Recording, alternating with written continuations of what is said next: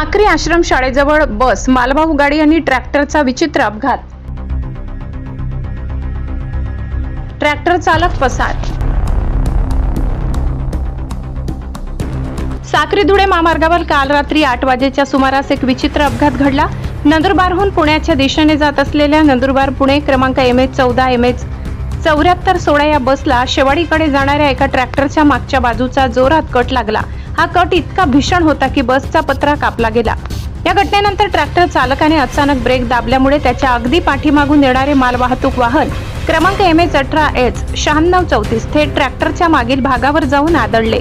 या दुहेरी अपघातात बस आणि मालवाहू गाडी या दोन्ही वाहनांचे मोठे नुकसान झाले आहे. सुदैवाने बसमधील प्रवाशांना कोणतीही दुखापत झाली नाही आणि ते बालंबाल बचावले.